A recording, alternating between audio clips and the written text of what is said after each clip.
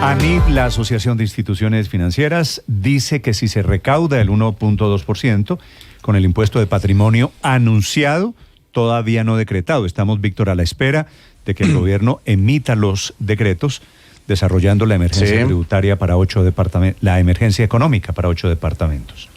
Sí, y se acuerda que la semana pasada hicimos aquí un cálculo, pero de servilleta, así muy por encimita, Néstor, y nos daba a nosotros 14 billones de pesos, ese recaudo por el impuesto al patrimonio. Pues estuvimos cerquita. Yo le creo mucho más a los cálculos de ANIF, que son mucho más estructurados y mucho más serios, por decirlo de alguna forma. Pero ellos están calculando 13,4 billones de pesos por el recaudo de este nuevo impuesto al patrimonio a las empresas. Y el gobierno nos dijo que recaudaría 8 billones de pesos. Entonces sí se genera como una gran pregunta. ¿Por qué no nos dicen una cosa cuando inclusive fácilmente se puede calcular otra cosa muy diferente? Es que de 8 billones a casi 14 billones de pesos, Néstor, hay una gran diferencia. ¿Qué quiere decir? Usted hizo mejor el cálculo con su servilleta de lo que la hizo el presidente Gustavo Petro o su ministro de Hacienda. Y este tema, y se acuerda que el presidente hizo con el mismo cálculo de servilleta el cálculo de cuánto costaba cada colegio, de cuánto sí. de cuánto costaba arreglar cada hectárea dañada por las inundaciones. Claro. Es que y empieza uno a dudar de todos los cálculos. O de pronto sí saben cuál es el recaudo real, y nos están diciendo que van a recaudar menos, no sé, para justificar pero al final esa medida. Pero después no los puede destinar a otra cosa, ¿no? Porque aquí tiene que haber una relación de causalidad entre las medidas que se dictan y las causas que llevaron a la declaratoria de emergencia. Pero es que claramente en esto sí ha habido una improvisación, Néstor, y todas estas cosas realmente lo que son es pruebas de que lo que había o lo que hay es un pretexto, la emergencia invernal en Córdoba y otros departamentos lo que ha sido es un pretexto del gobierno para tratar de imponer unos impuestos que no ha podido hacer aprobar de otra manera. Pero me sorprendió una cosa mucho, Néstor. 13, lo que quiere decir es que van a cuadrar caja vía emergencia Néstor, económica. Me sorprendió mucho una cosa, que el gobierno rechazó algunas ayudas internacionales que estaban llegando. Porque dijo que no se necesitaban, que la atención para la emergencia pues estaba suficiente y que la unidad de gestión de riesgo tenía unos recursos que todavía pues tenía suficiente para atender la emergencia. Eso fue llamativo porque entonces pues es contradictorio con la necesidad de una declaratoria de emergencia. Al fin, ¿necesitamos recursos o no necesitamos? Pero claro, yo entiendo que una cosa es la atención de emergencia y otra la reconstrucción. Pero si en la atención de emergencia nos está sobrando tanto que no recibimos lo que nos quieren regalar, todo pues es un ya empiezo a dudar de lo otro. De acuerdo. Sobre ese tema de la ayuda internacional, el gobernador de Córdoba escribe un mensaje en sus redes sociales en inglés, dándoles las gracias al Departamento de Estado sobre la ayuda que les están dando, porque claro que se necesitan motobombas, claro que se necesita la manera de sacar el agua que llegó en este mes de febrero. Todo es un contrasentido enorme, pero si vamos a hablar de cálculos despiporrados, perdón, hago este paréntesis, el mayor cálculo despiporrado ha sido el de la reforma pensional, donde el presidente en campaña promete un bono a los más viejos y vulnerables de 500.000 pesos y si acaso le alcanzó para 230.000 pesos, que hoy en día es apenas una décima parte de lo que es un salario mínimo mensual. Vuelvo al tema de la emergencia económica, el cálculo de que quieren recoger o recogerían, a diferencia de la intención, 13.4 billones de pesos. Doctor José Ignacio López, director de ANIF, la Asociación de Instituciones Financieras. Buenos días, doctor López. Buenos días, Néstor. Un saludo a toda la mesa de trabajo y a la audiencia. ¿Cómo le dan a usted en sus cálculos 13.4 billones de pesos si el gobierno dice que quiere recoger 8 billones vía impuesto al patrimonio? Bueno, Néstor, nosotros con una plataforma que tiene datos de la Superintendencia Financiera, la Superintendencia de Sociedades, las cámaras de comercio, es una plataforma que se usa mucho a nivel de análisis financiero y académico, pues nos dimos a la tarea de, con los datos más recientes, mirar los patrimonios líquidos de las empresas que estarían sujetas en principio a este impuesto al patrimonio, y con las tarifas marginales que se han anunciado en 2 tramos, pues hicimos el cálculo y nos da 13,4 billones de pesos. Yo los estaba escuchando, esa es una cifra que sorprende porque uno, pues dista en más de 5 billones de lo que el gobierno nos ha dicho que pretende recaudar con esta emergencia económica. 2, muy cercano al cálculo de servilleta que hizo Víctor. La próxima que nos preste esa servilleta nos hubiera ahorrado tiempo, pero básicamente nos preocupan 2 cosas. Uno es que aquí se esté motivando una serie de impuestos, pero no se estén haciendo los cálculos finos de qué implica eso para el sector privado, y que estuviéramos en el escenario donde se tributa 5 billones de pesos más. ¿Tiene a la mano, doctor López, de casualidad su servilleta? Digo servilleta respetuosamente. No, bueno. La de Víctor era que tal banco iba a pagar tantos cientos de miles de millones de pesos. Y así daba... Sí, esa es una lista muy larga porque, pues la idea no creo que nos dé el tiempo mientras busco el Excel completo. Aquí estamos hablando de una base de datos muy larga. Pero a nosotros nos empezó a llamar la atención porque, por ejemplo, cuando hicimos cálculos de empresas estatales grandes, por ejemplo, Ecopetrol solamente en un cálculo sencillo nos daba aproximadamente un recaudo de 1,4 billones de pesos.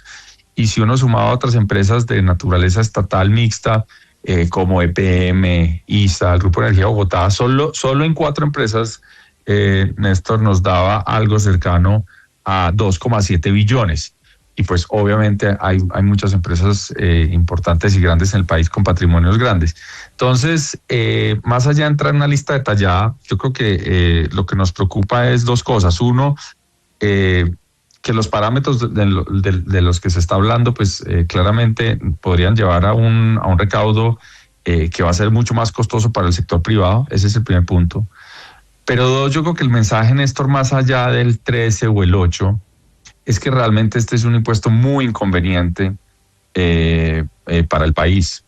Este impuesto nosotros en Colombia ya lo utilizamos y está más que evidenciado que tiene un efecto muy nocivo sobre la capacidad de inversión de las firmas, la capacidad de hacer proyectos, la capacidad de empleo. Incluso al disminuir el patrimonio de las empresas, reducimos su capacidad de endeudamiento. Es decir, este instrumento es muy nocivo, y es tan nocivo que en general casi ningún país del mundo lo usa. Muy poquitos países pues tienen un impuesto al patrimonio de las empresas, porque las empresas son ese gran vehículo de inversión en un momento donde sabemos que el gran lunar de la economía colombiana es el tema de la inversión. Entonces, sí. Doctor López, yo no sé, usted empieza a sumar esto y otras cosas, ¿no? 13,4 billones de pesos por la emergencia económica, más la plata por las inversiones forzosas, que sería otra medida, ¿no? Que busca implementar el gobierno nacional, y seguramente serán billones de pesos, no tenemos los detalles, más la plata de la repatriación de los fondos, de las inversiones que tienen los fondos de pensiones en el exterior. ¿Tanta plata necesita el país en este momento? Es que por eso empiezan las suspicacias, ¿no, doctor López? Que por qué en época electoral, etcétera, etcétera. Pero según los cálculos de ANIF, ¿necesitamos tanta plata de todo lado?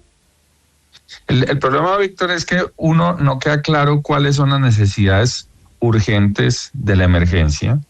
El cálculo de los 8 billones que hizo el ministro, pues no hemos visto un detalle que lo justifica. El presidente en algunos trinos pues habla de unas, de unas inversiones que claramente podrían superar los 8 billones, pero aquí hay una urgencia manifiesta. Entre otras, Víctor, y déjame hacer un paréntesis, este instrumento tampoco es el más adecuado para atender las necesidades urgentes digamos, que está viviendo varias regiones del país. Aquí lo que se necesita usar es caja del gobierno que tiene y hacer unas reasignaciones del presupuesto, o incluso, como lo han sugerido los gobernadores, usar recursos de regalías que no se están ejecutando, porque aquí hay una urgencia. Un impuesto al patrimonio va a tomar un tiempo en ver fruto. Entonces, 1, no parece el instrumento para la velocidad que se requiere. 2, es un instrumento que podría estar recaudando muchísimo más, y la pregunta es, ¿cuál es la motivación entonces para ese recaudo? Y 3, es un impuesto muy dañino, que haría que esta emergencia económica que deberíamos tratar de solucionar rápidamente, pues se extienda en el tiempo, generando efectos adversos sobre Colombia y sobre su economía en los meses y podría ser años. Ese impuesto sí. al patrimonio de las empresas, doctor López, ¿se podría recaudar de alguna manera rápidamente, ponerle a las empresas a pagarlo sobre el balance del año pasado, por ejemplo? Bueno, en principio se podría dentro de los ciclos de pago de impuestos, pues hacer digamos la medida, pero repito, al ser sobreviniente y al ser un impuesto que las empresas no están esperando, podría incluso que muchas empresas no tuvieran los recursos para pagarlo y tuvieran que endeudarse o tuvieran que liquidar activos, por ejemplo. Porque recordemos, esto va sobre el patrimonio que está sustentado en activos que pueden ser no líquidos, maquinaria, equipo, etcétera. Entonces, muchas empresas podrían estar enfrentando un estrés financiero para poder, digamos, tener los recursos líquidos, la caja, la plata, para poder pagar este impuesto. Entonces, claro, por eso es que es un impuesto que genera tantas distorsiones. Sí. Doctor López, porque para haber calculado el patrimonio líquido de las empresas tuvo que haber mirado la deuda que contrajeron esas empresas para haber adquirido ese patrimonio, esas máquinas, esas torres, esos edificios, en fin, esos generadores, lo que sea. ¿Qué tan endeudadas están hoy en día esas 15.000 empresas más grandes del país respecto a ese patrimonio que adquirieron? Bueno, en general las empresas grandes en Colombia tienen indicadores de apalancamiento razonables, es decir, acá habría que ir sector por sector porque hay digamos, estructuras de capital que divergen mucho desde un sector tipo minero a financiero a industrial. Entonces ahí las razones de apalancamiento son distintas.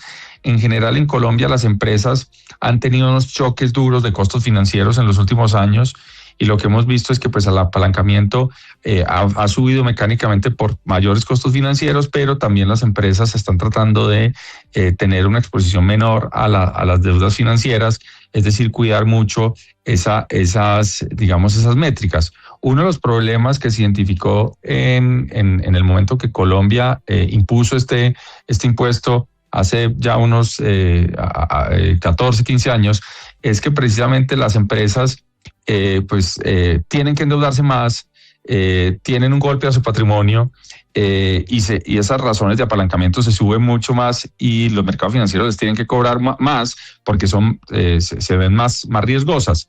Y por eso, insisto, esto no solo tiene efecto en el corto plazo, sino que también tiene efecto en el mediano y largo plazo.